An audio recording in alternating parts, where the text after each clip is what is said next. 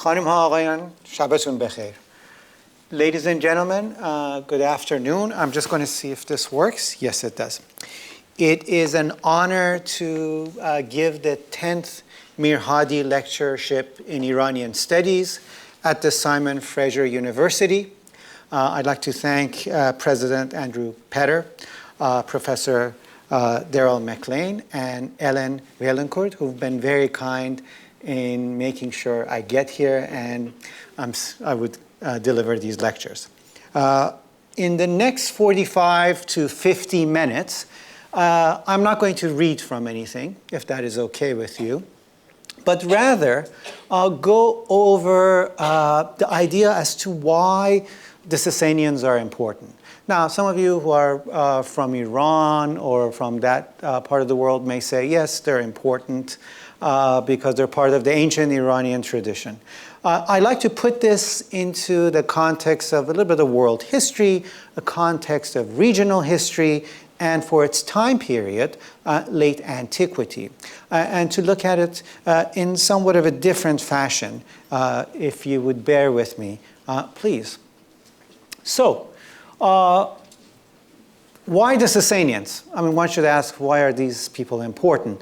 My colleagues who deal with early Islamic history, who deal with Roman history, who deal with Chinese history, come up to me and tell me, certainly the Sasanians are very important, and we should know about them. Unfortunately, we don't know much about them. That was one of the reasons, at least, that I undertook writing a bit about the Sasanians. I remember when I was a grad student, my Roman history friends, when we had this sherry hour with all the classicists, would tell us, why isn't there an English book about the Sasanians, while we Romanists write a number of books every year, which was certainly a puzzle. And so these are some of the reasons why we should maybe deal with this part of history of what I would even term late antique Near East. Yeah, so you could put it into a regional context as well. So this is a Southwest Asian empire, if you want to put it into the world history lingo, that for about 450 years, almost half a millennium, ruled over a large part of the Eurasian world. I forgot where sorry, I'm trying to remember where the pointer was. Here we go. These are some of the mint cities. These are the places that the Sasanians minted coin. And so you could see the reach of this empire through its time period. Now, this is probably a late Sasanian image. So all the way from Chach and Samarkand, and perhaps close to Hatra, and so on, the Sasanians were controlling. That's why they were minting coins in these cities. So it's a huge area encompassing modern-day Iran, Iraq, Afghanistan, and what is known as Central Asia. Now, one of the problems that we have, certainly in the United States, and I would suspect it is the case in Canada as well, please correct me during the question and answer period, is that when we are studying the Near East or the Middle East, what happens is that the history of the Sumerians, Mesopotamians, the people who invented writing, quote unquote, is so very important, and people deal with ancient Near East all the way to the coming of Alexander and perhaps a little bit of Seleucids, not so much. And then there is a blank.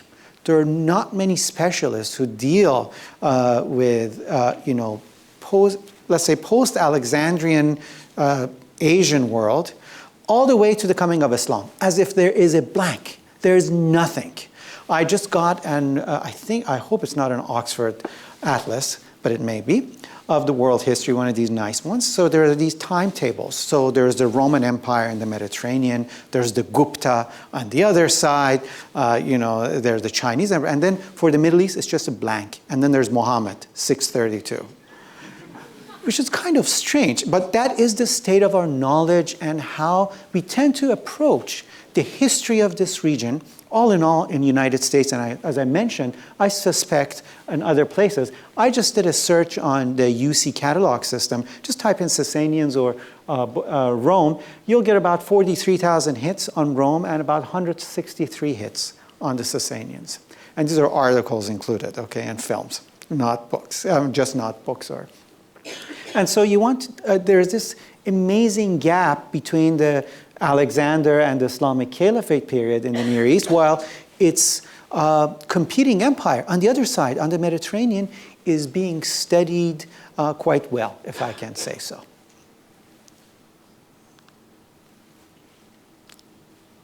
Well, in this period that we're talking about, when the Romans are on the other side, taking hold of the Mediterranean, the Mare Nostrum, the Parthians and then the Sasanians have created this very interesting civilization that is really a melange, a mixture of both Mesopotamian, there's no denying of the influence of Mesopotamia, Hellenistic, certainly Greek influence and Hellenic culture, its imprint is all over the place, as well as Iranian notions and culture coming together, bringing this very interesting, I think, civilizations, or a civilization that could be studied from all of these, actually, avenues, which I think is not being studied. If you bear with me for about 15 minutes, I will give you a little bit of political history. My students tend to not very much like political history, so I have actually moved away. I tell them, go read a book on Sasanians, whoever wrote it, and then we can actually talk about some of the more important issues. The founder of this dynasty, the Sasanian Empire, is a man by the name of Ardashir Babakon, or Ardashir, son of Babak. We have scanty information about him. It's very difficult to reconstruct his coming to power, but we know he came from the province of Fars, or Pars, in southwest Iran. And here's a nice miniature, of course a much later miniature, showing Mr. Ardashir laying with the last, well, the daughter of the last Parthian ruler. So the Sasanians toppled the Parthian Empire.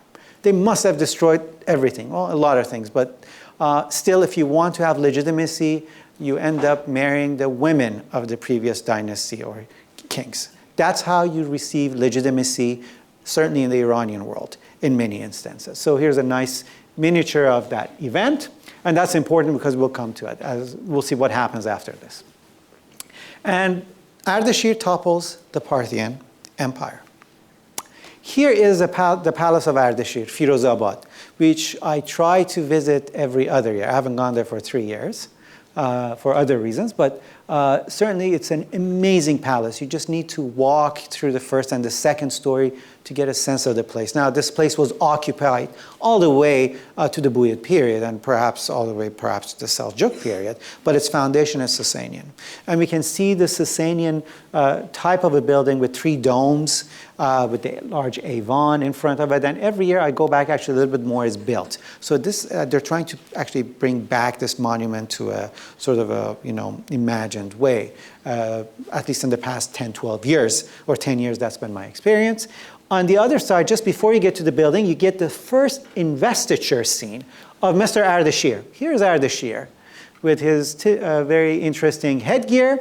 And this, we think it is the first representation and anthropomorphized Ahura Mazda, the super deity of the Zoroastrian religion, who is giving him the diadem, a Greek term right there into Middle Persian, that is a symbol of sovereignty, to the king. So it is God who is giving the king the symbol of sovereignty. That has huge political and ideological significance for the Iranian world. Similar things were happening, but nothing this direct, where God says, you are the king now. Not only he has these rock reliefs, investiture scenes, but then he begins to mint a large number of coins. Here is a very nice coin of Ardashir, where his name is, of course, indicated, and where the idea of kingship, and here is the fillet of nobility or kingship around his crown. And then on the back, you find the fire altar, the step fire altar, a typical Zoroastrian altar that you could go back all the way to the Achaemenid period. So there is this continuity of actually step altars that we find in the Iranian world. And the inscription, which is in Middle Persian, I've just actually put the transliteration of it. Its Middle Persian would have been Mazdisn Bay Ardashir Shahanshah Iran ke chehr az Yazdan, which basically means Mazda worshipping majesty. Ardashir, I'm sorry that the A fell there, king of Iran, or Iranians, who is from the lineage of gods. What is most important are two issues here. One, the first word on this coin, and also on inscriptions, is the projection of their religiosity. They're first and foremost Mazda worshippers. There's no doubt here that we're dealing with the Zoroastrian Empire. And so what Zoroastrian is, we can perhaps talk about this when we have a question and answer period. But then, if you can't even read, just look at the obverse and reverse. You have the king and religion fused into one, back to back. And the fire itself symbolizes this religiosity on the other side. Again, this is the first time after many centuries, well, not after many, but several centuries, you find a fire altar in this manner, with actually ribbons tied around it. The step, actually fire altar, appear in the Iranian world. So first of all, there are Mazda worshippers. Secondly, we come across this idea, or a very interesting Iran, which I'll put Iran, but it could be Iranians as well, designated people. How does that come up? And that is, of course, something important. I was just here reading the newspaper. I think the front page news was that Iran's Canadian assets were seized just today. That was in the news, I think, if I'm not mistaken. Iran is a place that is very much in the news. I think to understand it, even its modern predicament, you need to understand its whole history. You can't just start with a slice and go on. And I think that's been one of the mistakes that's taken place, certainly in the West, vis-a-vis this Iranian worldview and mentality. I'm not taking sides of politics at all. I'm just talking about understanding civilizations in their entirety. Because we can learn much about this Iranian mentality even going back to the Sasanian period. So what is left of this empire? Well, we have actually a strange predicament with the Sasanians. We have a bunch of sources, but they're in various languages. I think Dr. McLean mentioned that we have about 200 Middle Persian texts. These are, this is the language that was current in the Sasanian period. Iranians are very fast to tell you, oh, the Arabs burnt everything. What about these 220 texts that we have? I think it is really incumbent on people who are very much concerned for the civilization to help in the West to codify, translate all of these texts, to first see what we have. We have not even translated 50% or 40% of the available Pahlavi texts at hand, okay, in actually a scholarly way. First, we need to have this translated to even make a judgment on what has remained from the civilization from its core. But there were Christians in the empire, so they wrote in Syriac. There were Armenians who were very much in contact with the Iranians and wrote very much about the Sasanians. Jewish sources, the Talmud, is an amazing source that's now being used more and more by people who do Talmudic studies, who are now moving into Pahlavi Middle Persian.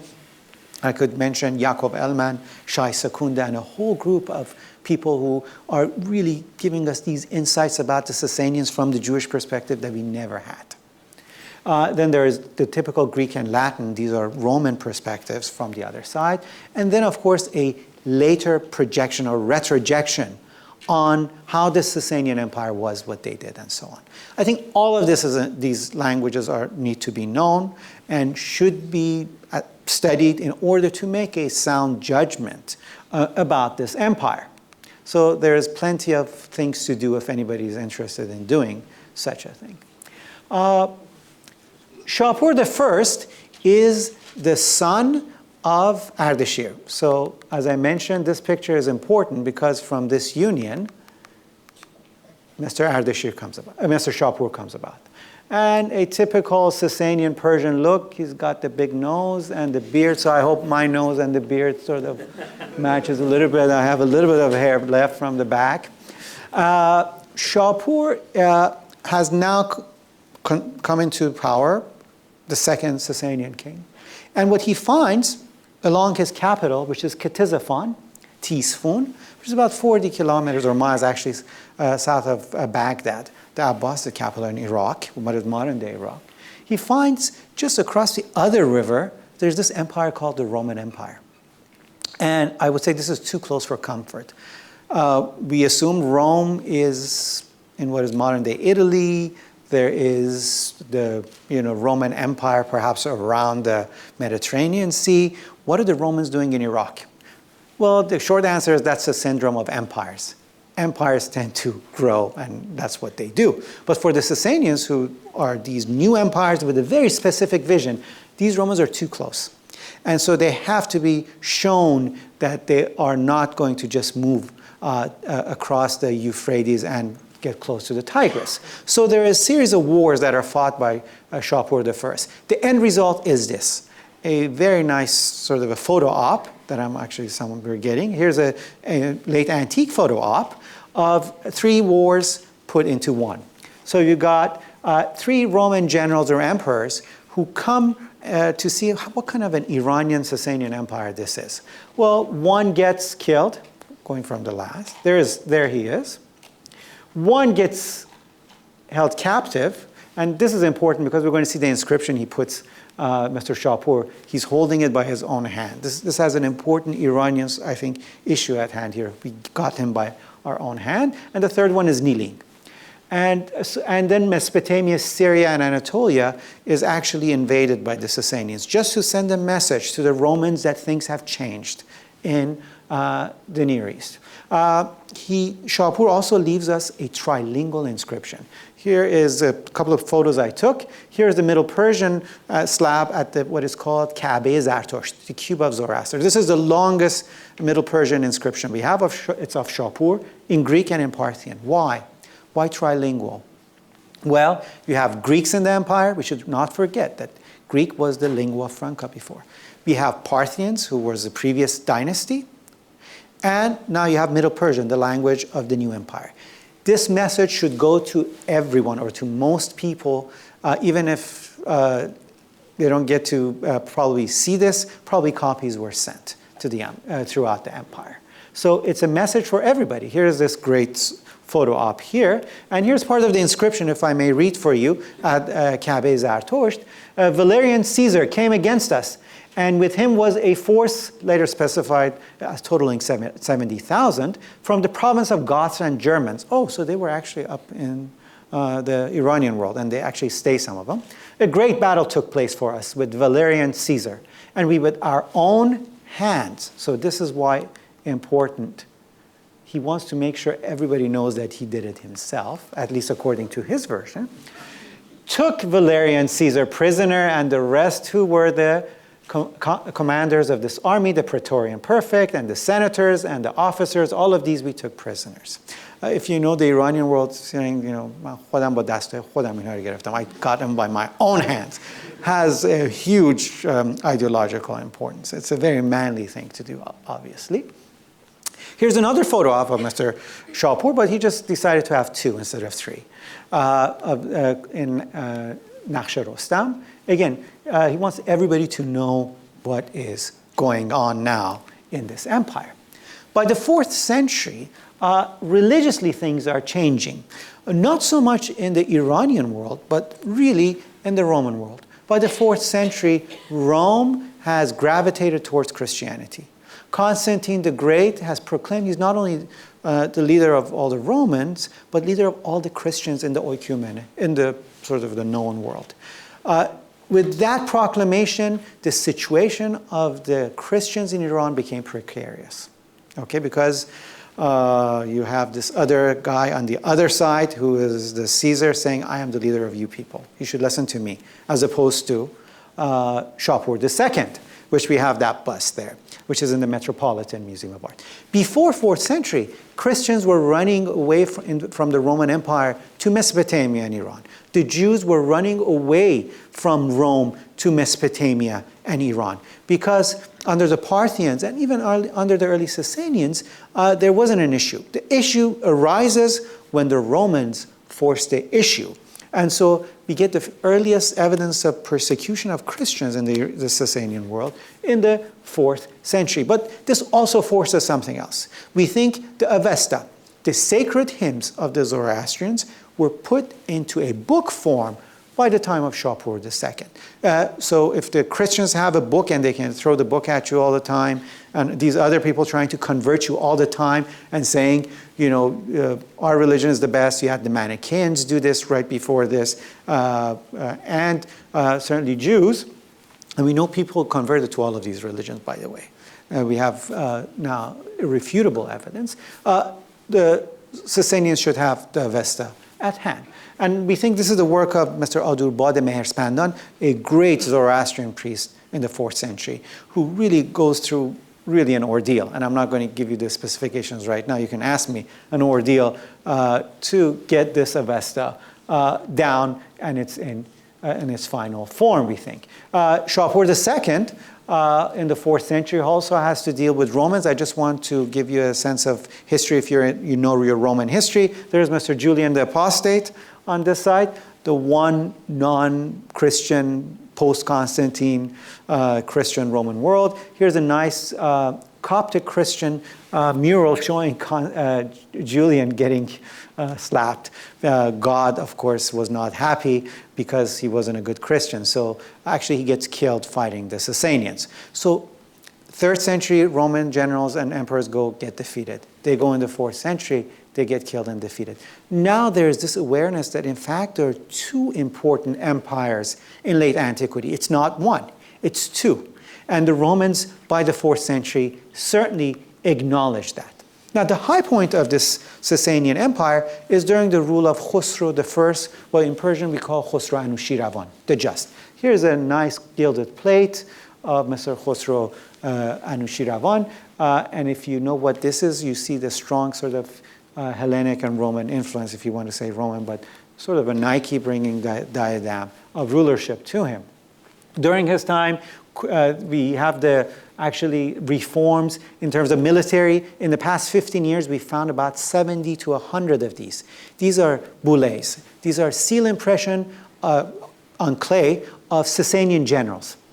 And their name, their title, of which quadrant of the empire they were, they all have come to light. Most probably from Iraq, some from Iran, but because of the war, I think in Iraq, these things have shown up. And they ended up in England, and then they have been, of course, published. Sasanian coins from their 3rd, 4th century version, the reverse becomes like this. You have the sacred fire. You know that this is minted, for example, in Isfahan, and you know that what date it is. So things become very exact, very organized. There's a tax reform that really energizes this empire.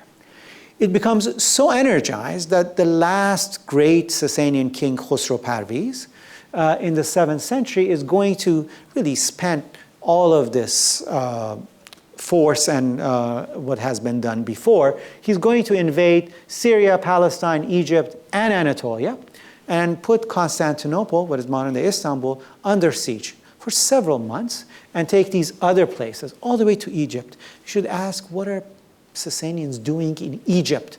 Why are they in Africa? And why do they want to even go to Libya? But they do.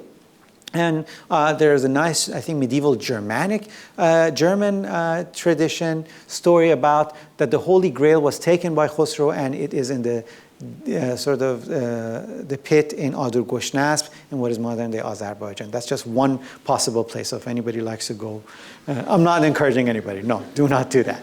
But that is at least one of the stories where the Holy Grail is. But certainly we're told the true cross was taken and was brought back to the Iranian world. And if you ask me maybe afterwards, I'll tell you why I think they did that.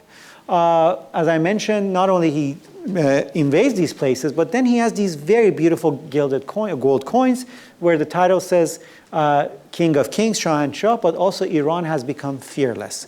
This is the apex of Sasanian power just before it is going to collapse. The Roman or the Byzantine Emperor Heraclius is going to counter from Black Sea to Armenia, and all is going to be lost.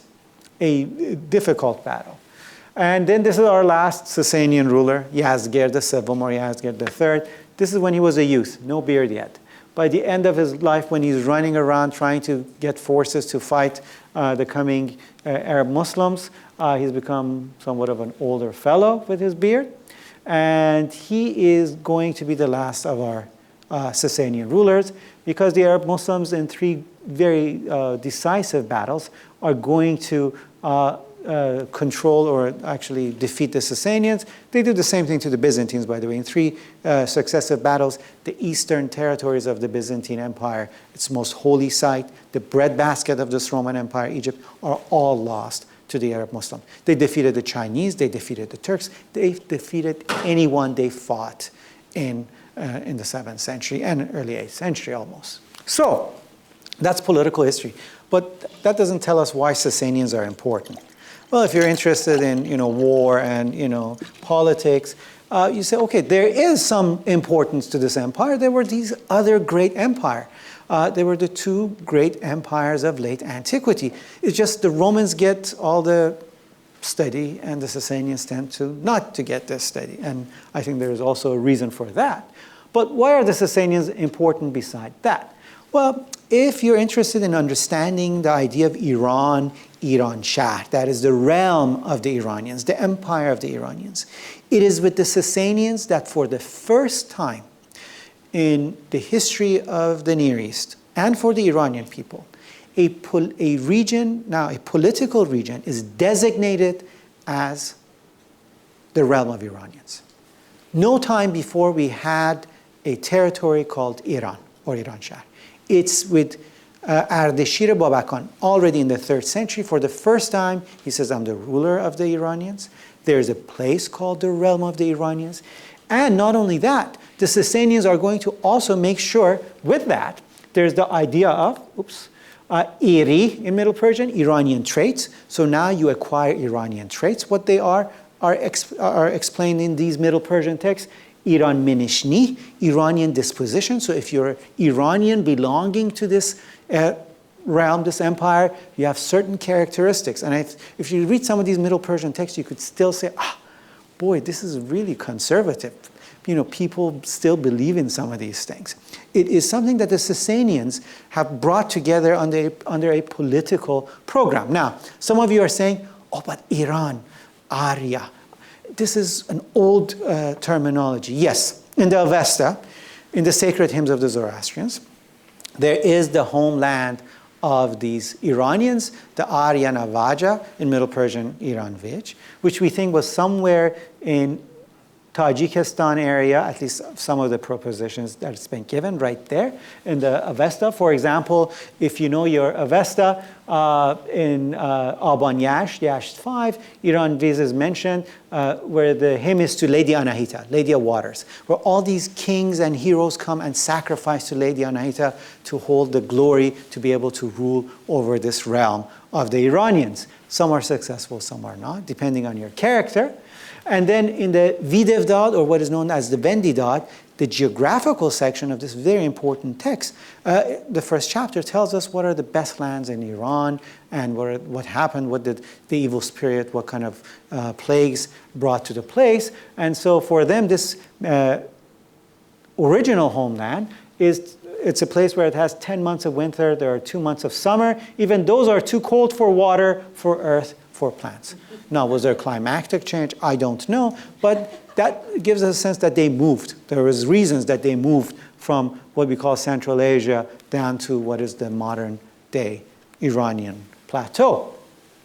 As I mentioned, Lady Anahita, the Yasht 5, Awan Yasht, is central to this issue because we know already in the Achaemenid period, if you know about the Achaemenid Persians, in the 6th all the way to the 4th century BC, they already had established these statues and temples to Lady Anahita. Now, what is interesting is suddenly with the Sasanians, we get this very direct connection with Lady Anahita as well. I would contend that it's almost like a patron deity, if you want to use Christian terminology, patron saint of the Sasanians. Here's Narse, one of the Sasanian kings, receiving the diadem from Lady Anahita. So she has a special connection to this Sasanian world. And by the way, in Armenia, she's also very important. And there was a temple to Lady Anahita, which was destroyed in the 4th century with the Christianization of Armenia. So that is somewhat of using your religious lore, and that's not the only place that may do this, to establish an idea of a place that has physicality, that has borders. And this is one of my favorite priests, Kerdir, in the 3rd century, who gets all bad press usually, but he's amazing and fascinating. He himself, in 3 different inscriptions, certainly in this one, at Naqsh Rajab, tells us exactly what Iran is. Shapur says where his empire is. For this priest, the idea of Iran is very much tied to religion. He says these are the provinces where it is Iran. So we can't argue. We don't know where Iran was. There is a specific sense where Iran is. That cannot be refuted because our priest tells us. He thinks it is there, and he must have a notion as to why. So it goes all the way, of course, in what is the modern Iranian plateau to Iraq, Middle Persian term meaning lowland. Iraq is just a Pahlavi term for lowland. All the way to Khorasan, right? And then to Turestan, Makuran, and Kushan country to Peshawar. So we can see some of the eastern now reaches of this idea of what Iran may be according to the Sasanians. So Iran, Iraq, Afghanistan, part of Pakistan, and Turkmenistan. In the very late Sasanian period, and I'm sorry, I have a PC and this is a Mac, so all the Persian I think just came out kind of strange. This is the preface to the old Shahnameh, which is known as the preface to the Shahnameh Abu Mansuri, the prose version, where it says Iranshahr, the realm of Iranians, is from Oxus to Euphrates. And this is their conception of where the Iranians is. It's sort of a very large idea, of course, right? So now Iranians go claim, and yes, Turkmenistan, Tajikistan, Afghanistan, all of this is Iran. And that is this concept of where the Iranians are by the late Sasanian, encapsulated in the preface of the Shahnameh. 960 is the date given for the preface. Now, these Sasanians not only create this empire, they inject values into it, but they also write a history for it. And that history, I think, is one of the reasons that we still have an idea of Iran, no matter what will happen to it in the future. It is the writing down of what has come to pass for the Iranians from the creation of the world, from the first couple and first king, all the way to the Arab conquest of Iran. This text was commissioned, we think, in the 6th century by Khosrow Anushiravan, a text called the Khoday-namag, which in Middle Persian simply can be translated as the Book of Lords, which, by the way, gets translated into Arabic and then into Persian prose and then into Persian rhyme by Abul Qasim Ferdowsi after Daryaee, called the Shahnameh, Book of Kings. So its originality is the Book of Lords in the Sasanian period, which by the 10th, 11th century has become the Book of Kings, of course, which it narrates Iranian values, Iranian history. And once you have this book, you never forget where you come from and your culture and ideas. That is why this book is so important. I'm not running around like a mad nationalist trying to, say this. The more I study, the more I think this text is central to understanding Iranian worldview. For my ancient Iran class, the first week they have to read the Shahnameh, which is kind of strange. Dick Davis's translation, who was, I think, here Dick Davis, to get a sense of why these people act the way they do. And then they read the Avesta, and then there is history. So the history of Iranshahr is written by the Sasanians. Let me give you an example how important this Khoday-nameh end result Shahnameh is. Here is a number of dynasties on the Iranian, Iraq, Central Asia region in the Islamic period. Okay, this is when the Abbasids have come to power and the empire is sort of breaking down nominally. So we have the Tahrids, the Buyids, the Samanids, the Ghaznavids, the Afriqids, and the Qarakhanids. If you look at where they're ruling, Rey, Shiraz, Balkh, Bukhara, Ghazne, Boost, Kharazm, Kashgar, look who they claim to be related to. Rostam Dastan, Rostam, the great hero of this epic. Bahram Gur, the great 5th century Sasanian ruler. Bahram Chubin, the great Sasanian general of the 7th century. Yazgir III through the marrying of his daughter, the last Sasanian ruler, and so on. Now, I just want to make mention of the Qarakhanids. The Qarakhanids were a Turkic, and these were Arab Iranian and Turkic dynasties, by the way. They were just not simply Iranians. The Qarakhanids, who are Turkic, they claim to be of Turkic noble stock. They're not saying that we're Iranian at all. They want to say we are Turks, and they want everybody to know. So who do they connect their ancestry to? Afrasiab, the great Turanian king. My name Touraj comes from, I think it's a sort of modern concoction of Tur Aryacha, one of these Iranian tribes, who become the anti-sort of Iranian tribe. They even have to go and play within this already scheme established called the Book of Kings. That is, within that story and tradition, they go and pick these others. And they say, oh, we're these other people, we're different. But they can't imagine of having any other history presented. They still have to play within this Shahnameh tradition to say we're Turkic. That is the immense influence of this history constructed by the Sasanians. I mentioned Bahram Gur just now. Here is a silver dish of showing Bahram Gur with, according to Persian tradition, Azadeh hunting gur. Here's a Seljuk, I think, dish. I think I took it in Turkey. I'm not sure, but I think I did. And he still has got his kharna or fat already in the Seljuk period as well. And here's Azadeh playing the harp, and he's hunting.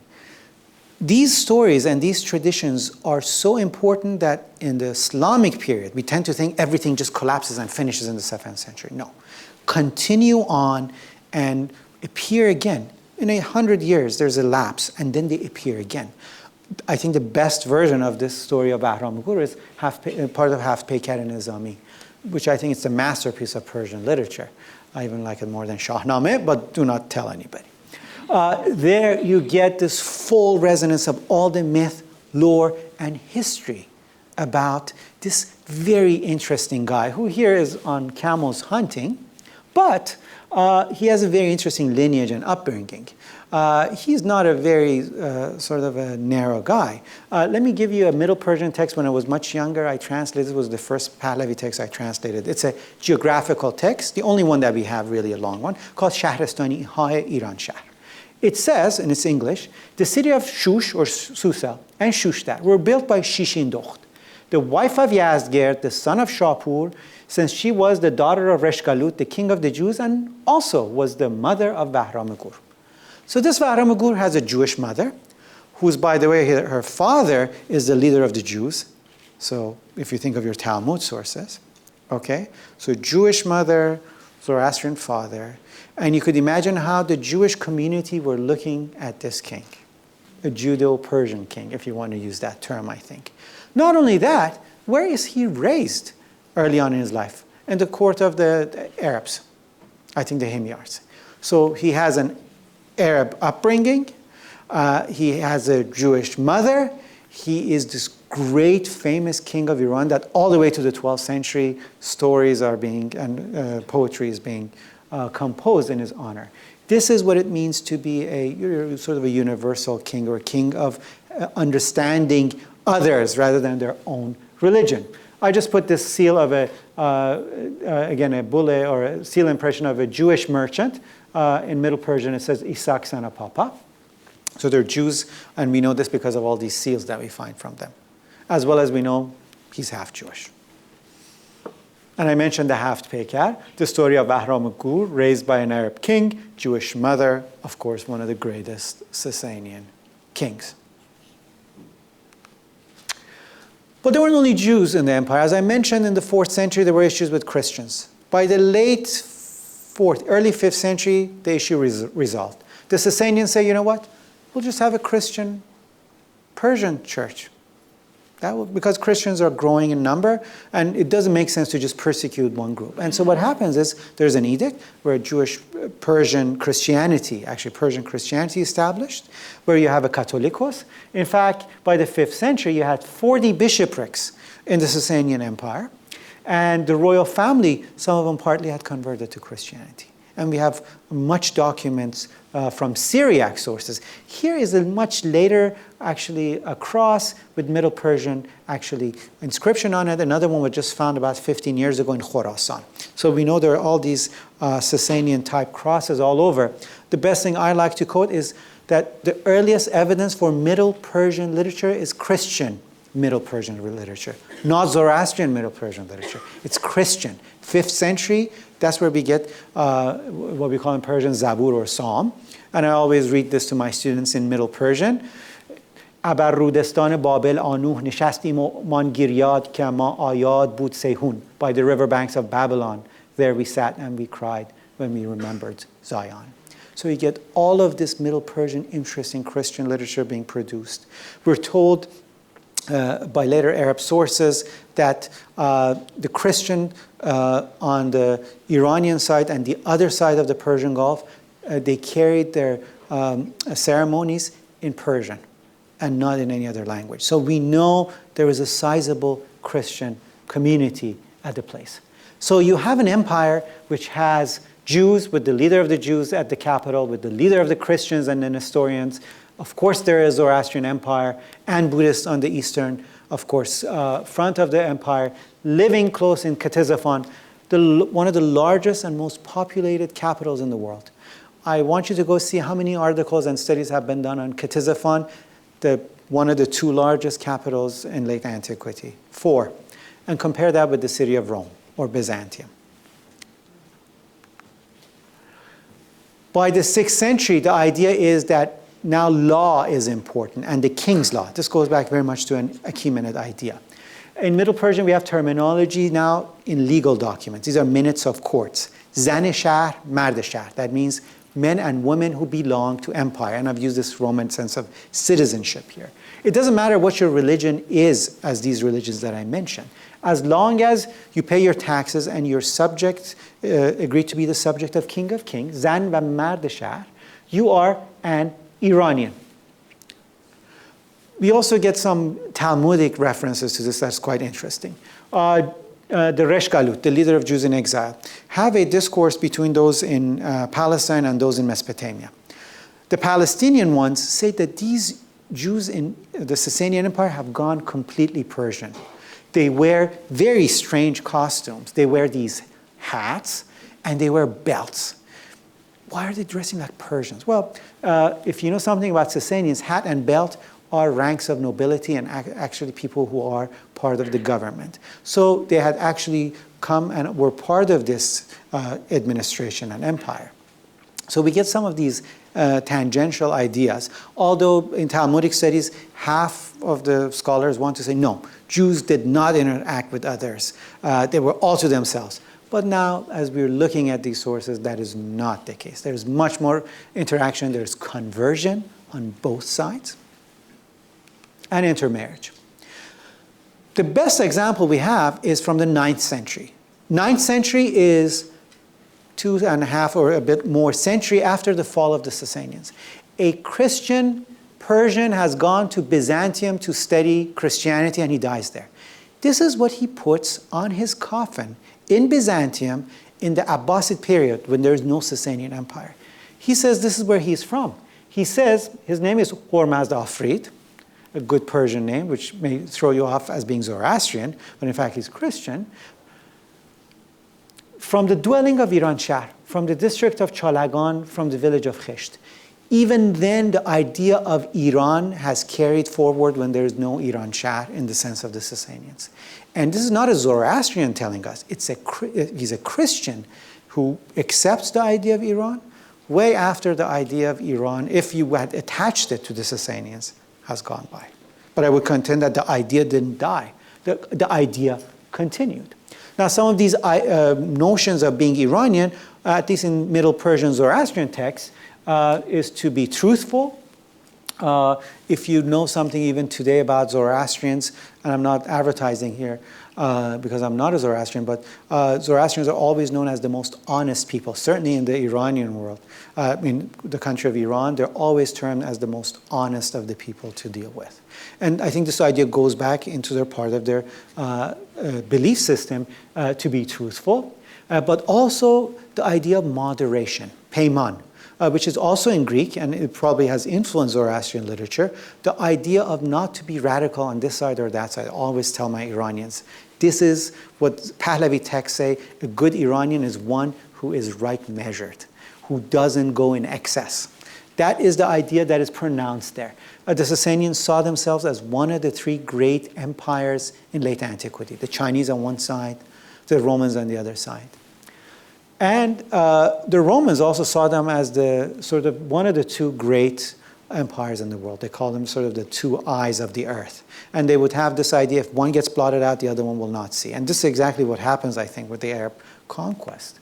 I just want to run through some of these Middle Persian texts that we have. We just never really talk about them. I'm interested in food. I've written a couple of things now recently on food.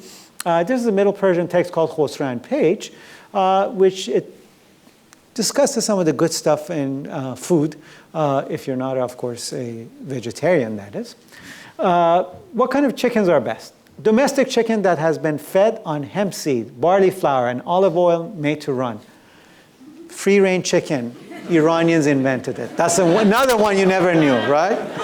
You had heard a lot of things that the Iranians invented, but not the free-range chicken. And how about pastries? Does any of this come to your mind? Lozinag. We still have this. Walnut pastry. In the winter, you eat paludak, falude. So a lot of these ideas, at least for the first time, it's evidence. This is something that you still can find if you go to a Persian market. Go ask for falude or lozinag. If you're interested in pistachios, Persians, pistachios, yeah, there's a connection. And already in the Sasanian period, the pistachio from Gorgan, which is still famous, I think, beside Kerman, and when it's in salt water, and also chickpeas, nakhod. Have you heard of nakhod before? All of these are already being mentioned as the best things to have and to eat, including wine. They have a discussion of where to find the best wine. And one of it is in Afghanistan. Only if our Afghan comrades knew that in Afghanistan it used to have, I mean, it has great grapes, but it had great wine as well in Boost. Finally, in terms of music, some of the ideas that we get about Persian music, again, harkens back to the Sasanian period. We have the names of Barbad, Nakisa, and all of these important people who were at the court of Khosrow II. Even a Persian dastgah may even be said that is as old as that, although we don't have direct evidence. We know music was quite important. Here is one Sasanian playing a guitar. But the idea of a tar, the terms for tar, it's Middle Persian. Ney, dombak, these are all Middle Persian terms that actually come into other languages as well. Why are the Sasanians important, or these Iranians, for world history? Have you heard of the term, next time ask your friends, bazaar? How about a caravan or diram? These are all Middle Persian terms. Bazaar is Middle Persian form, means a market. And it enters through Persian into Arabic and other languages, and all the way we have it into English. The idea of a caravan, which is also a military but also a caravan, also comes from Middle Persian, karavan, as well as drahm, which is from Greek drachma, but from drahm it enters into Arabic as dirham rather than the other way around. So these are some of the contributions of just very, if I can just touch upon. The idea, well, I didn't even talk about a rug, did I? I shouldn't talk about rugs, but why not? Carpets. Persian carpet. Next time you go see a carpet, go stand in the middle of one that has like a garden. This idea of sitting in the middle of a garden goes very back in Iranian mythology. In Median, there's the term paridaiza. Old Persian form would have been paridaida. Means a walled garden. The Greeks mention in the 6th, 5th century that the Persians have these gardens where it has all sorts of good stuff. It has the best plants, the seeds, running water. Oh, a paradise. It enters into Greek, meaning paradise. Already the sense of living in a paradise, being there, is that. And I think these carpets with the idea of a paradise, what we get in Middle Persian palis and modern Persian pahlis or palis, is that idea of sitting in a garden which is almost like a paradise. That, I think, continues in some way. In terms of education, we knew these people had to be sound in body and mind. It's not only in Greece that you have to be sound in body and mind, go to gymnasium and do things, but also to learn paideia or Frahang in its Middle Persian form, you have to learn as well about education, writing, and religion. Like what? Our Middle Persian text, a good person who has culture is whom? One who has a scribal ability to be able to be a good writer, swift writer, eager for subtle knowledge, skillful in work, and versed in learned speech. These are some of the things you need to know if you say, I am a Farhangi, I am someone who has culture. Also, Professor McLean also talked about chess and backgammon. Chess is an Indian game. Chaturanga, 4 limbs, right? But the form that we play today, with the exception of the queen, is an invention of the Sasanian period, at least. We can say this because the earliest manual on how to play chess and backgammon comes from the Sasanian world. This was one of these Middle Persian texts I just recently translated, to be most accessible. It's even online. I've sort of just decided to put it online.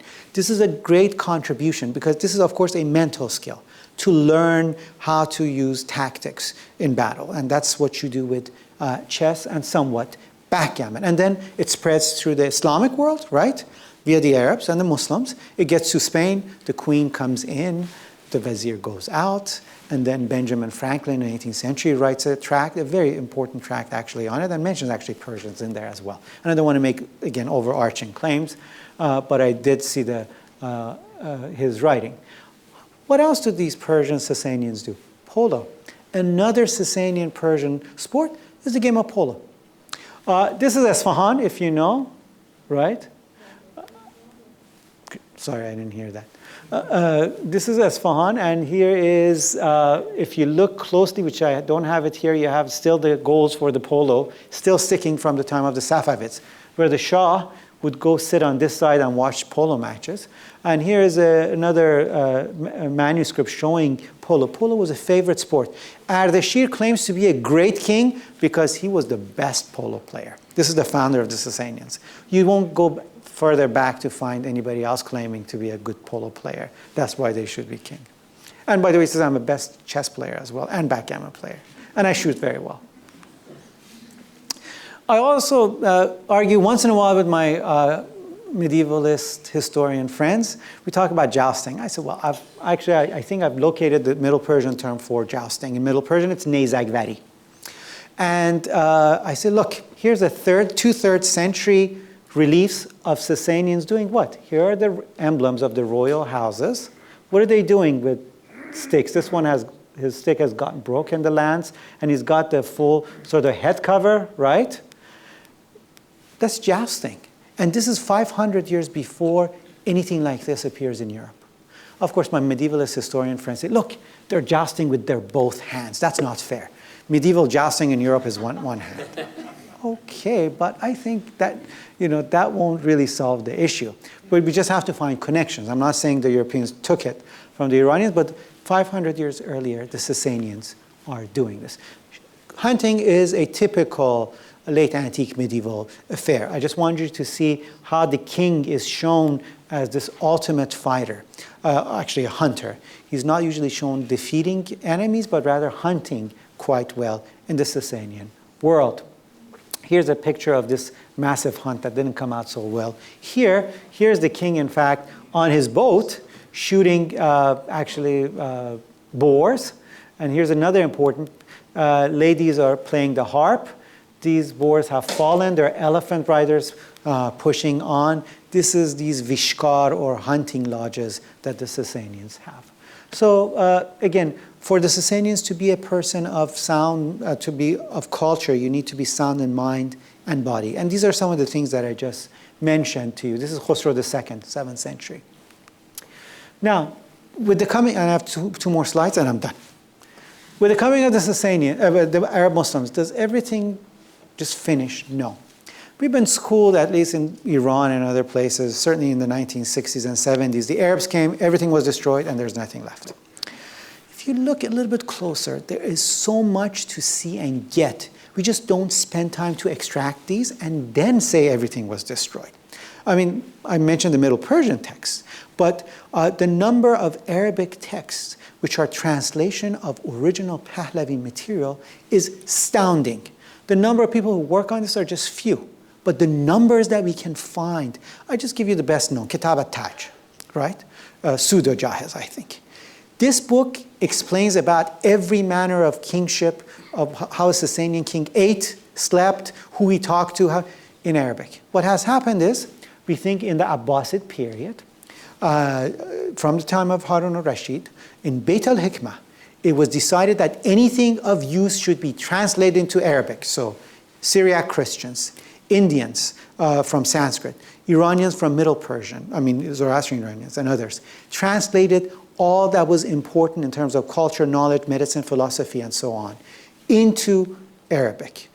Yes, there was philosophy and sciences in the Sasanian period as well, especially Greek sciences. We have this because we have the name of their text. Ptolemy is mentioned in Middle Persian. So we know that they were using it. And that is the great project of the Abbasids. And the way they did this was because Khosrow I had already done that in Middle Persian. He had asked all texts that he can get his hand on in Sanskrit, in Syriac, to be and Greek translated into Middle Persian. The Abbasids are just mimicking the Sasanians. My colleague at UCLA, who's an Abbasid scholar, says the Abbasids are just sort of this other minor Sasanian empire. They're really mimicking them. So that is the contribution of the Sasanians, I think, to Iranian history, to the Near Eastern history, and world history. Sorry, I plugged in UC Irvine, but I do have an online program that we're trying to actually catalog everything that survives from this civilization. So that's my other full-time work. Thank you.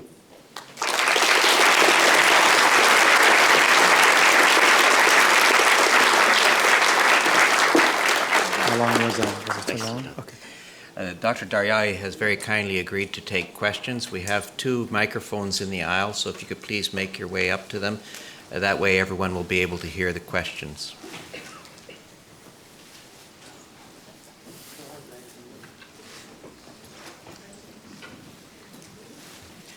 Please. Thank you for the excellent introduction. I just had 2 small questions. What was the relationship of Queen Dinak to Ardashir? Was she his wife or daughter or sister? And also, what do we know of women in Anahit temples? What did they do there?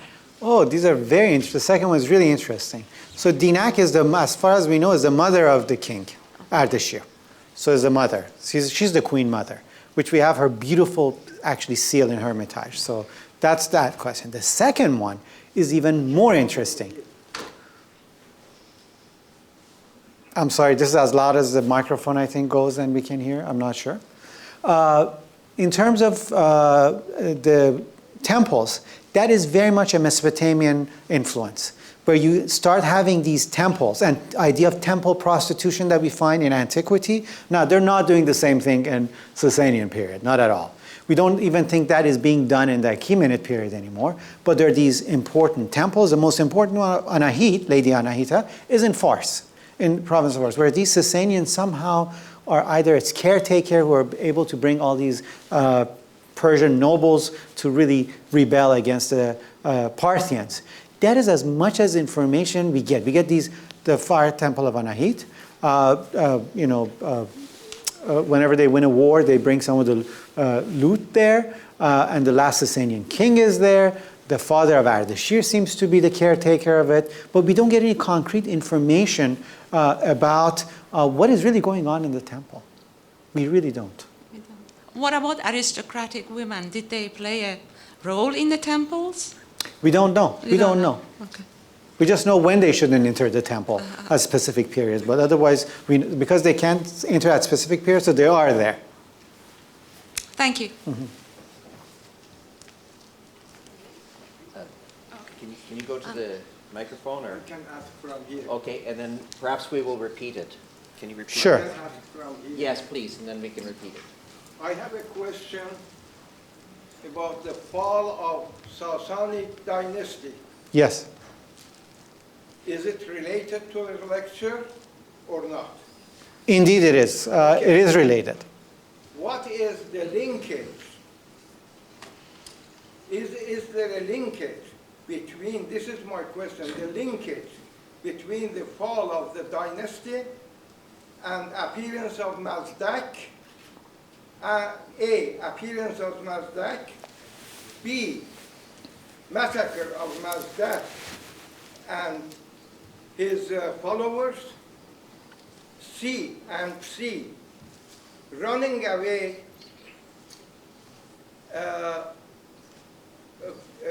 Farsi. Salman Farsi.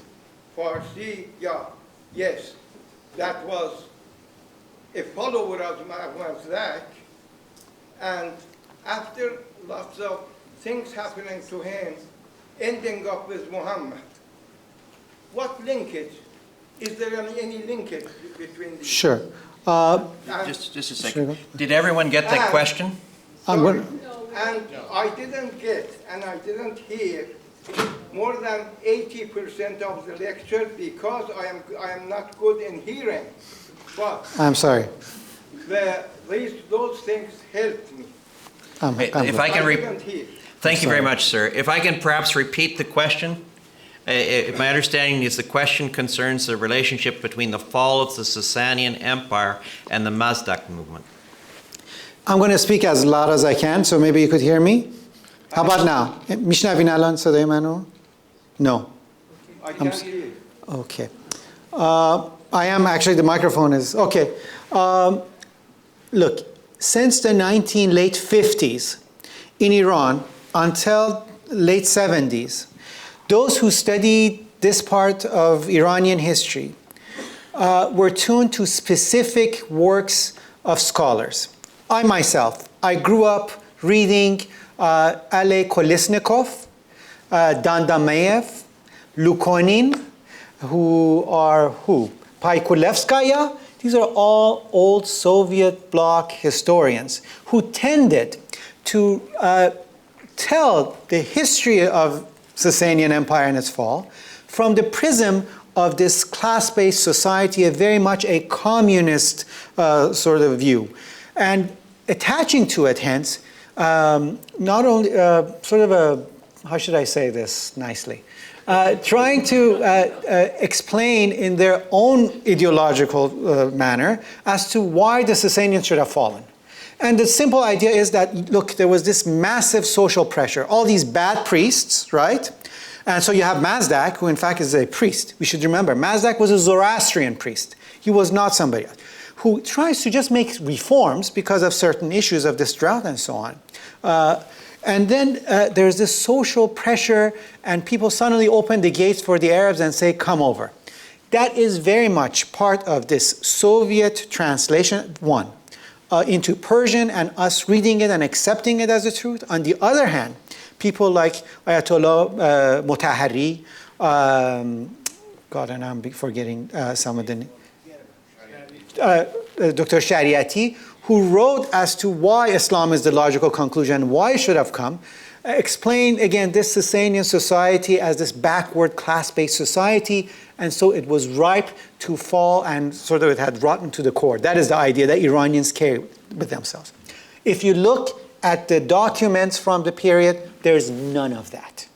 That is the ideologies of 20th century at work in a Pahlavi regime that is super nationalist, where people are gravitating towards these two other traditions, because anything that the government says obviously can't be true, so we have to go and see what the other is. That is very much predicament of the Iranian society. You always go to the other side. On your idea, was Mazdak a social reformer, one of a kind? He's a social and religious reformer. We know he's making social and religious reforms. Some of it is successful, some of it is not. Yes. Yes, he is. Perhaps over there and then there, please. Okay. Thank you for your interesting talk. In your imagery, you showed the textile of the Senmerv and pearl roundels from the Victorian Albert, right at the beginning. Could you elaborate on the important role of Sasanian textiles in world history of textiles, and also on the significance of the roundels themselves? You seem to know more than I do. Now I got to find it. I know it's like a collage of 4 pictures. I just have to find that. It was at the very beginning. It's very beginning? Yeah. Oh. I thought that. It's that Yeah. Yeah, there. The Okay. green one. The green one, got it. This There. one. So, Sen-Morv, the important bird in the Iranian mythology, as my professor says, of dogs, birds, and bats, who also represents actually in many ways Khwarna, glory, in the Iranian world. This is part of this artistic project of the Sasanians, which I think is not solely Iranian. Probably some of the craftsmen in Mesopotamia and Syria probably had something to do with it. But I think what we find in terms of evidence, all in all, of Sen-Morv and this type of tapestry is actually in Egypt. And it is, later on you find this in sort of, I think in Paris there's some tapestry left. So it's everything that it's not within this living Sasanian empire, it's outside of it, which is quite curious as to what must have happened to a lot of this. That's as far as I know. But the imagery certainly is this Zoroastrian idea of this mythical bird of dogs, birds, and bats. And the roundel? Can you tell my English is weak? So the roundel, are you talking about this? Yes. Yes. Well, if we take this, if this is the idea of glory, I would just, I'm not an art historian. That's why I never wrote a chapter on art. I would contend this is the double sort of ring of glory around it. Now, Mr. Sudavar also has a lot to say about these sort of round things as well. But Thank you, sir. Sir. Well, thank you for the interesting talk. As we know, there is no direct mention of Achaemenids in Shahnameh, but the Romans claim that Sasanians claim direct descendants from the Achaemenids. And then I think in one of your papers you said that maybe till the time of Nerse there was some idea of Achaemenids. So what happened? So what happened is what happened in the Roman world. Romans become Christian. Their compass of ancient history sort of kind of changes. History doesn't start with the founding of the city of Rome, but rather with the biblical narrative, right, of the creation of the world, Adam and Eve. And then Roman history is actually part of that tradition. The Sasanians also now have a religious history. It is a Zoroastrian history. In this Zoroastrian history, the Achaemenids are not present because in the Avesta they're not present. So their historical horizon is the Pishdadian and, of course, Kianian. Now, there's this very ambiguous in-between of a Daryaee, Daryayan, which may be Darius the first to Darius the third, right? It may be, or it may be actually later Persis rulers. So they become quite sort of, looked aside. If they did remember it, I think that it's in the 3rd century they know, but because of a religious program, idea of Iran, the ideas that they're creating, the Achaemenids sort of get a little bit pushed away. But that's just my suggestion. It's not what could be the truth, complete truth. How is this new research on Sasanian history and how it's was not a total break after the Arab conquest? How has this new research affected the way Sasanian history is interpreted in Iranian schools and universities? In Iran or outside? In Iran. In Iran, I mean, I am not sure of how much Sasanian history is being taught in Iranian schools right now, especially after this other wave of sort of Islamization of, course material. Each dynasty and group likes to, give a different history of the past. So when I was growing up, Mr. Khosrow I, Anushiravan Dadgar, was not so much of a jest. He seemed to be a very bad king. So it depends on dynasties. People start getting different, I think, notions of it. In Iran, there's also a very much interest in ancient Iran, and as well as the Sasanians. The problem in Iran, and with many of my compatriots, is everybody's fixated on the fall of the Sasanians. Nobody talks about the huge cultural contribution of this dynasty, that for 450 years they're able to withstand this Roman Empire. The nomadic sort of Heptalite and others from the north, the Arab nomads from the south, are able to put together this empire, projected civilization, and these notions of Iran. Everybody just goes smack to Yazgir III, and the Arabs came and destroyed it. That's all that we want to know about the Sasanian history. And so that's been part of this fixation.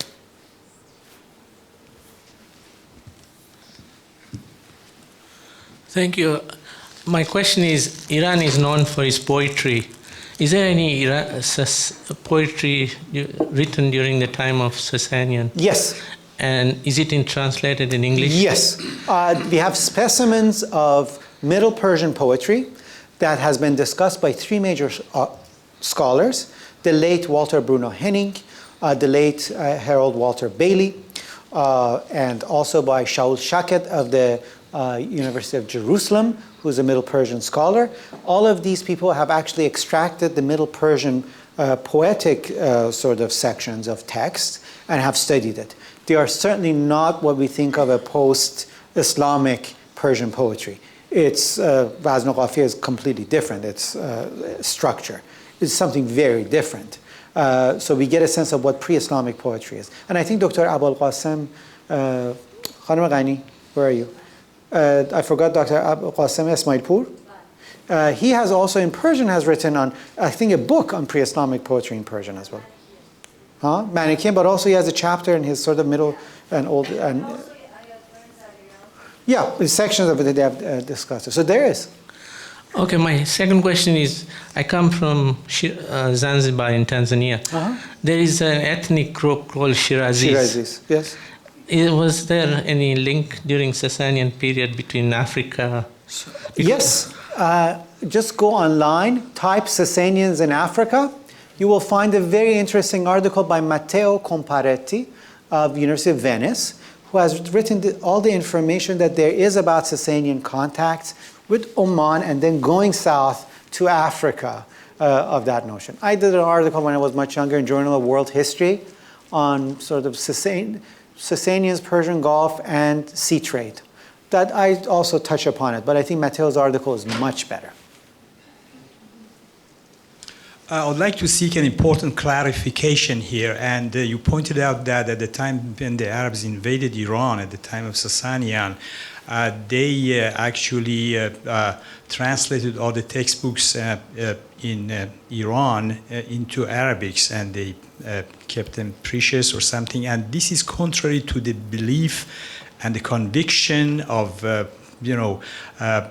almost all of the Iranian community members, including myself, and there are sources about that. I hear that when the Arab invaded Iran, actually they turned most of the cities into rubbles, and they also burned the libraries, and they asked the people to come forward and give a jizya or penalty or donation to save their life, and that jizya would be a book that could be in every home, to bring it forward to put them on fire.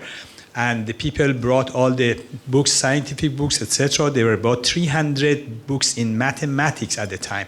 And then, they only saved their Avesta, and they brought all the other books to save their lives. So that actually, I understand, is contrary to your comments that, all these books were, precious for the Arab invaders, yes, and they were kept and translated into Arabic. I really like to have a clarification on this. Sure, I will clarify. Thank you. First of all, you use the term all. I never said all of the books. That is something that you mentioned. I did not mention that. I said all the books that were related to the material that the Abbasids deemed to be important, as it was in the Sanskrit language, in the Syriac language, and we already have these Arabic texts saying this is the Middle Persian text of so-and-so, taken from so-and-so.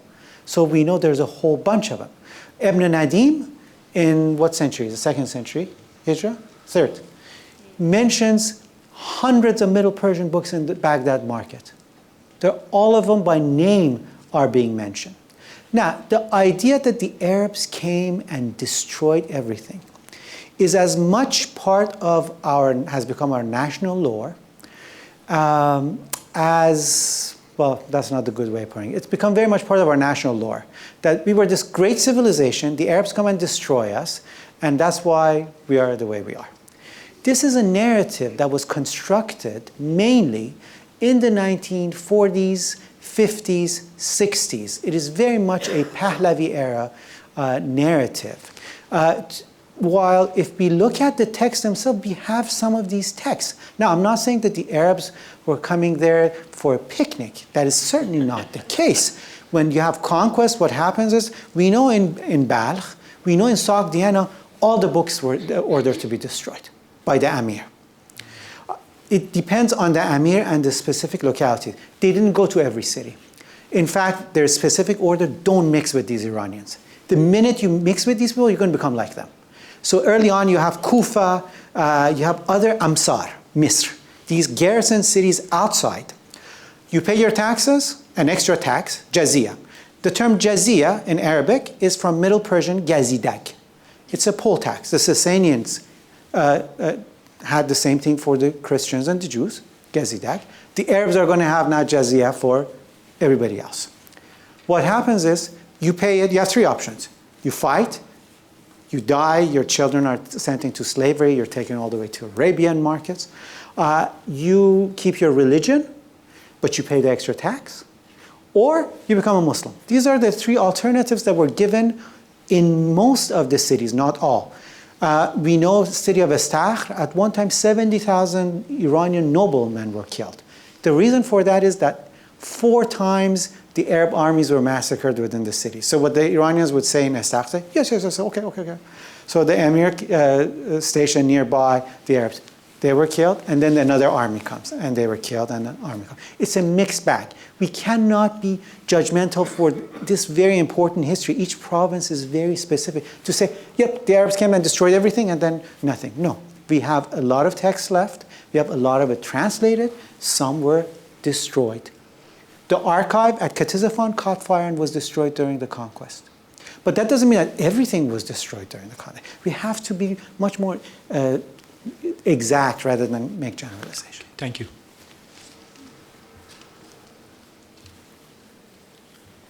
Are there any further questions?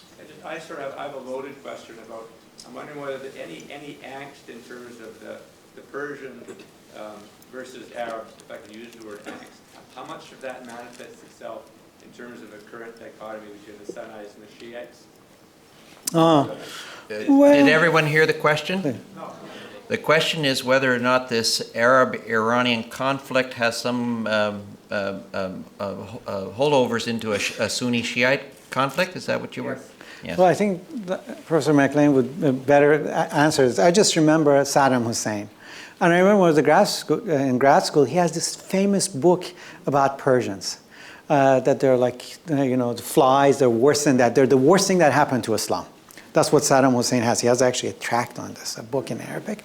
And when he was being executed, I think he was shouting out, you Iranians, to the Shiites who thought have taken over. But that is, again, a modern idea that the Shias are Iranian, right? But from the beginning, Shias weren't Iranian. Iran becomes dominantly Shiite in the 16th century when they have to transport a lot of Shiite clergies from Lebanon into Iran to force people to convert to Shiism in mass, or they get sort of go by the sword because it's dominantly Sunni, or it's actually quite a bit of a mix. The Zoroastrians get the worst treatment after, I think, the Sunnis during the Safavid period. So it is that time. And from then on, we're beginning to see this dichotomy. But of course, there's Shiites in Lebanon, there's Shiites in Iraq, and there's Shiites in Iran and in Afghanistan. But for some reason, because it's now a majority religion in Iran, almost, yes, it is, the Arabs tend to look at the Shias and equate it with Iranians. So that's a perception on the side of the Arabs.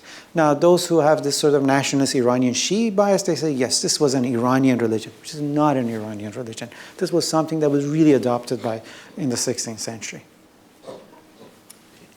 Interestingly, regarded the father-son. yes. Could I ask, in one word, was there a linkage or there wasn't? I don't know. Okay. 3. I don't know. I think we have time for one question here in the middle, please. The question here is it true that the book 1001 Nights, Layla wa Layla.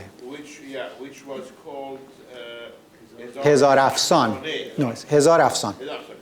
That book was in reality a book from the Sasanian period, which later in Baghdad, in Ctesiphon or in Baghdad, in Dar al-Hikmah, no? into Arabic, and they changed the name. So basically, Hezar thousand yes.